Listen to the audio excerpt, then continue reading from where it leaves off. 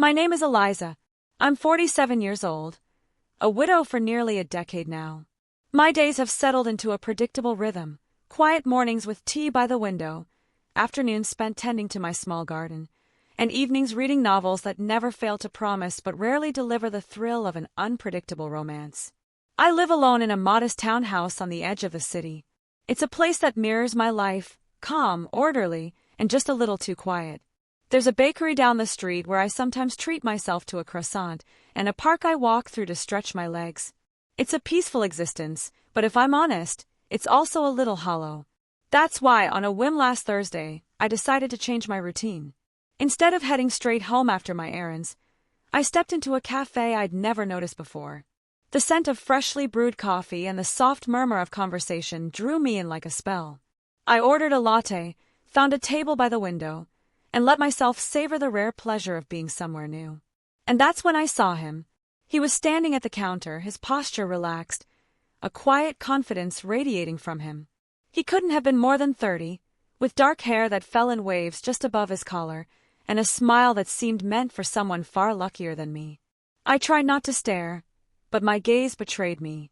There was something magnetic about him, a kind of unpolished charm that made my pulse quicken in a way it hadn't in years.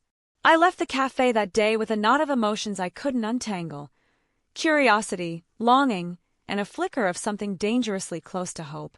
For the first time in what felt like forever, I found myself wanting to step out of my routine, to follow this spark and see where it might lead. It scared me, but it thrilled me more that I couldn't get him out of my mind. That night, as I stood by my kitchen sink washing dishes, his image hovered in my thoughts. The way he leaned against the counter, the easy warmth of his smile. It was absurd, wasn't it? To feel this way about a stranger, someone so much younger.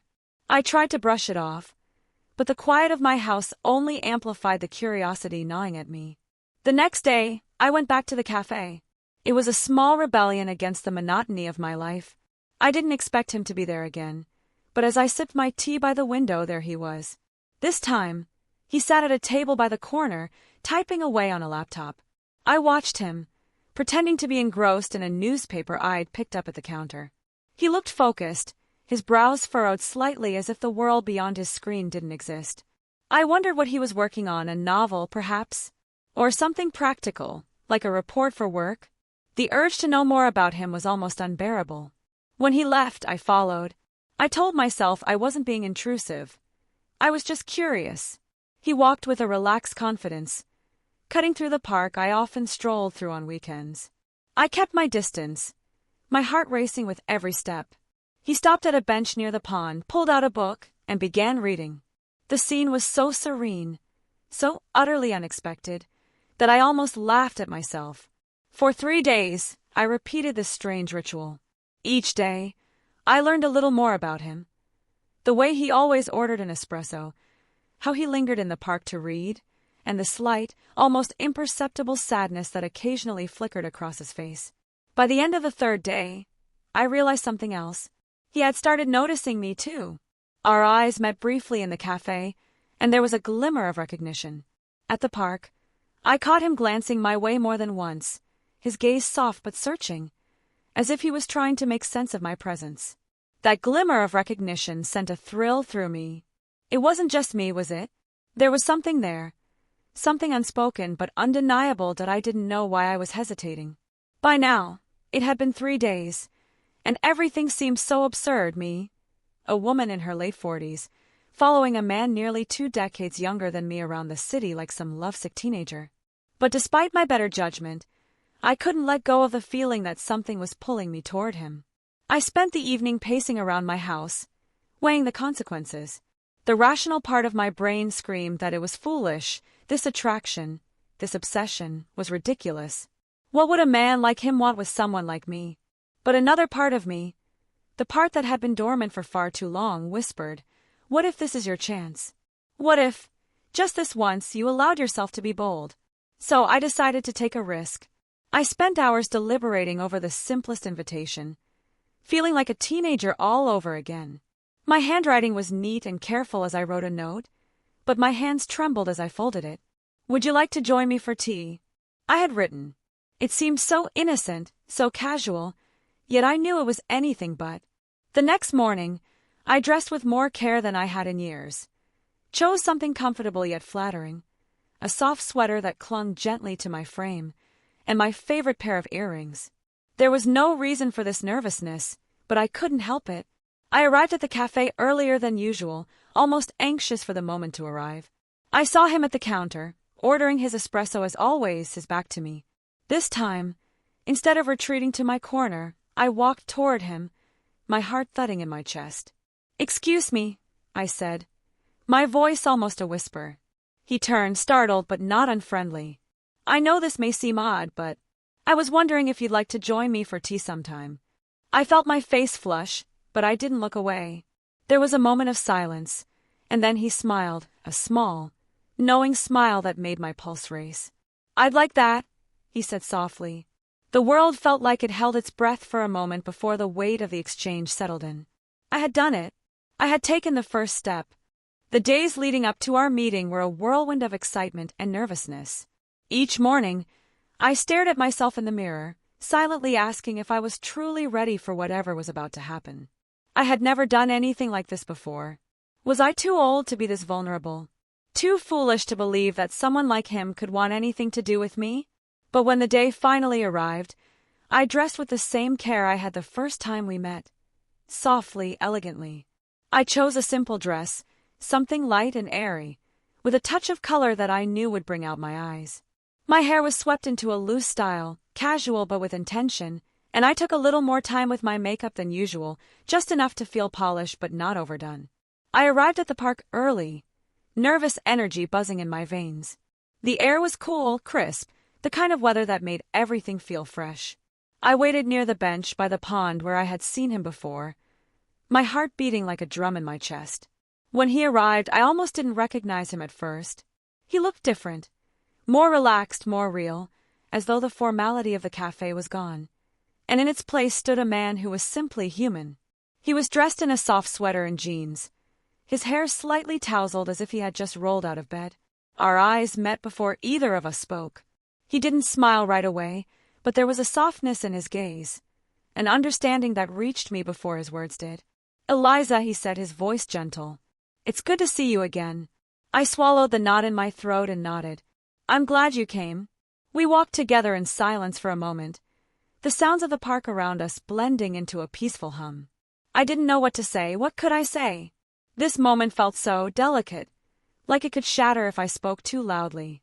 But as we sat down on the bench, something shifted. His arm brushed against mine, a fleeting contact that sent a spark through my skin. I tried to ignore it, tried to maintain some sense of composure, but his presence, his warmth, made it impossible.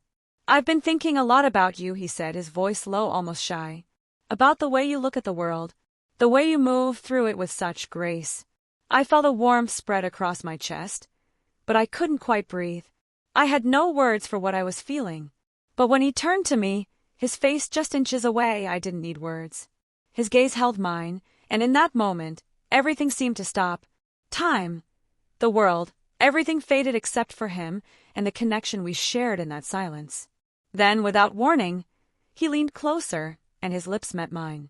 It wasn't a rushed kiss, not the kind of thing you do out of impulse.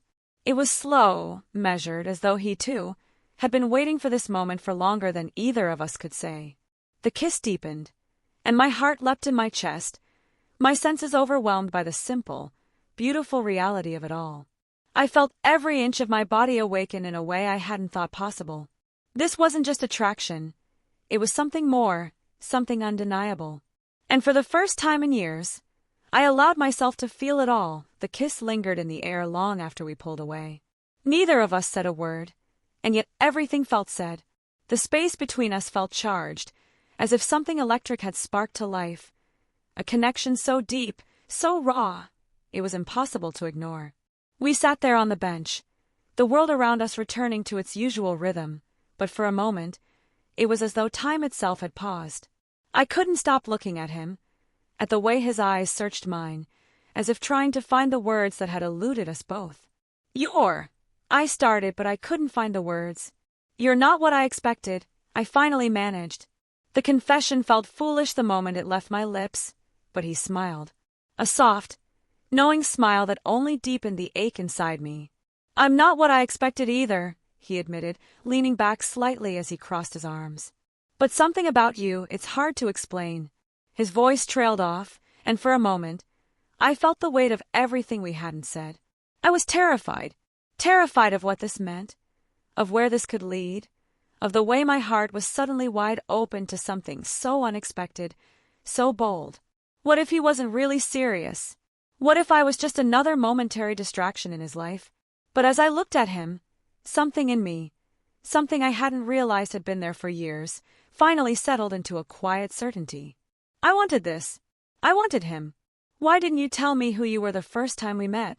I asked, my voice barely above a whisper. There had been something enigmatic about him from the beginning, an air of mystery that seemed to dance just beyond reach. He shifted on the bench, his eyes soft but thoughtful. "I wasn't sure. I wasn't sure if you'd want to know. There's a lot about me that doesn't make sense." I raised an eyebrow, curious. "What do you mean?" "I'm young, Eliza. I'm not exactly in a place to be looking for anything serious. But when I saw you in that cafe, something about you just pulled me in. I couldn't stop thinking about you either." His honesty stunned me. In that moment, I knew this wasn't just some fleeting attraction. He was genuine. He was conflicted, unsure of what this could be, but he felt something too.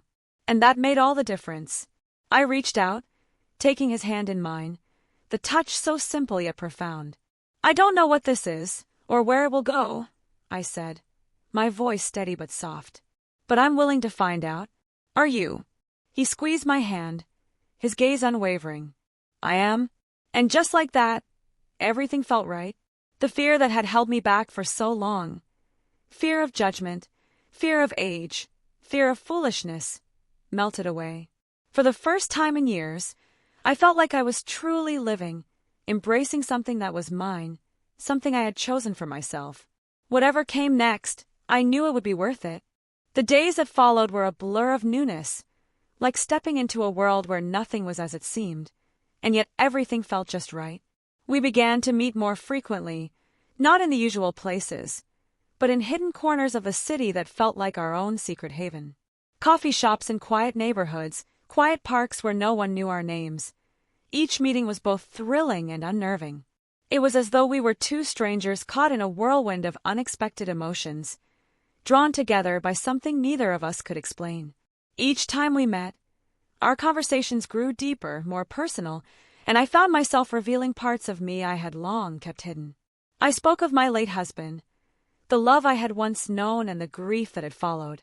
He listened, not with pity but with understanding, his eyes never wavering. It was as though he saw me, not just the woman I was now, but the woman I had once been. And in return, he opened up about his own struggles, his ambitions, his fears. The distance between us, age, experience, everything that had once seemed like a barrier, faded with each conversation. I found myself captivated by the way he spoke, his voice steady, yet filled with a quiet intensity. He was passionate about life in a way I hadn't seen in years. And yet, there was a sadness there, a sense that he, too, was searching for something more. One evening, as we walked along the river, our steps in sync, he turned to me, his face serious. "Eliza, I can't help but wonder," his voice trailed off, and I felt the air grow heavier with the unspoken thoughts between us. "What?" I asked, my heart beating a little faster. He stopped walking, his eyes searching mine. "What happens when this, whatever this is, becomes too much? When the world notices? When they start talking?" I could hear the uncertainty in his voice, and I knew exactly what he meant. I had thought about it too, the judgment, the whispers, the reality of what it would mean for us, for him, for me. But in that moment, as I looked into his eyes, something inside me hardened. I had spent years worrying about what others thought, hiding parts of myself that I thought the world wasn't ready to see. "Let them talk," I said, my voice steady but firm. "What we have is ours, not theirs. It's not about them. It's about us." He smiled, a small, grateful smile, and without another word, he reached out and gently cupped my cheek. The moment was charged, every inch of our closeness fraught with emotion, with longing. I could feel the pull between us, the undeniable chemistry that had only grown stronger since that first kiss. "I'm not going anywhere," he whispered, his voice rough with emotion. And as he leaned in, pressing his lips to mine, I knew without a doubt that I had made the right choice. Whatever this was, whatever it became, it was worth the risk. In that kiss, I felt the weight of all my fears and doubts lift, and for the first time in years, I allowed myself to feel truly free. With each passing day, I began to feel something within me I had forgotten was even possible, a sense of being fully alive, completely and unapologetically myself. The love, or whatever this unexpected bond had become, wasn't just about the joy of being with him. It was about rediscovering parts of myself that I had buried for years, parts that had been muted by routine, grief, and the expectations of others. We didn't rush. There was a gentleness to everything we shared. Our time together, the way we touched, the way we spoke. It was as though we were slowly building something real, layer by layer, each moment more significant than the last. But with that new sense of freedom, there were also the quiet questions that lingered in the back of my mind. What would people say? What would they think when they found out? I had spent so much time hiding behind the boundaries society had set, boundaries that told me what was acceptable, what was appropriate for a woman my age. But none of that mattered when I was with him. He didn't look at me through the lens of age or expectation. He saw me, truly saw me, and that made all the difference. One night, as we sat together in my living room, the soft glow of candlelight flickering between us, I could feel the shift in the air. It wasn't just the quiet intensity of our relationship anymore, it was something deeper, something more vulnerable. He took my hand, his thumb lightly brushing over my skin, and for the first time, I felt the weight of what we were doing. "Eliza," he said, his voice steady but filled with something I couldn't quite place. "I need to know, are you in this? Because I don't want to waste time. I don't want to give you something you don't want." His words hit me like a wave, and for a moment I couldn't breathe. He was asking for more, asking for something I wasn't sure I could promise. What if I wasn't ready? What if I was fooling myself, thinking I could have something with him, something so pure and intense, when reality was always lurking, ready to remind me of my age, of the expectations that came with it? But then I looked at him, really looked at him, and I saw the sincerity in his eyes. And I realized something that took me by surprise. I didn't need to have all the answers. I didn't need to know how it would end or what anyone else would say. What mattered was that in this moment with him, I was exactly where I needed to be. "Yes," I whispered, my voice barely audible. "I'm in this. I don't know where it's going, but I want it. I want you." His face softened, and in that moment, everything seemed to align. The uncertainty, the fear, the societal judgments, they all melted away. This was mine. This was real. And I wasn't going to let anything, anyone, take that away from me. The weeks that followed were a blur of emotions and moments that felt like they were meant to be. It wasn't always easy, and there were times when doubts crept in, when the weight of the world seemed to press against us. But even in those moments, I never once regretted the path I had chosen. As I stood in front of my mirror one evening, looking at the woman who had come so far from the quiet, guarded version of herself, I felt something shift within me. I had spent so many years letting fear dictate my choices, hiding parts of myself that I thought would be rejected. But now, I could feel the transformation inside me, like the petals of a flower slowly opening to the sun. I wasn't just living, I was thriving. Our love, this unexpected and fierce connection, had become something deeper than either of us had anticipated. It wasn't just about passion, although that was certainly part of it. It was about two people finding each other at the perfect moment, when they were both ready to take the leap, ready to be brave enough to trust their hearts. The world around us didn't change, of course. People still stared, still whispered.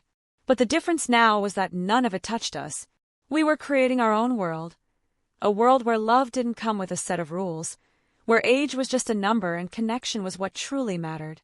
As we sat together one evening, watching the sunset paint the sky with colors I had forgotten existed, I realized something that filled me with a sense of peace. I had rediscovered a part of myself I thought I had lost forever.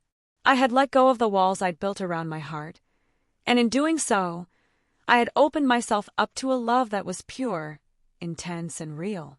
I turned to him, the man who had changed everything for me, and smiled. "I don't know what comes next," I said softly, my voice filled with quiet certainty. "But I'm ready for whatever it is." "With you?" His smile mirrored mine, and he reached out to take my hand. "I am too. We'll face it together." In that moment, I understood what true courage meant. It wasn't just about taking risks. It was about embracing the unknown, trusting in the love that had brought us together, and knowing that sometimes the most beautiful things in life come when we stop waiting for permission to live. And as I stood there, hand in hand with him, I knew that I had finally found the one thing I had been searching for all my life, not just love, but the courage to live fully, to follow my heart wherever it led. This was my turning point, the beginning of a new chapter, one that I would write with him, without fear, without hesitation, and with the kind of love that only comes when you stop trying to control it and simply let it flow.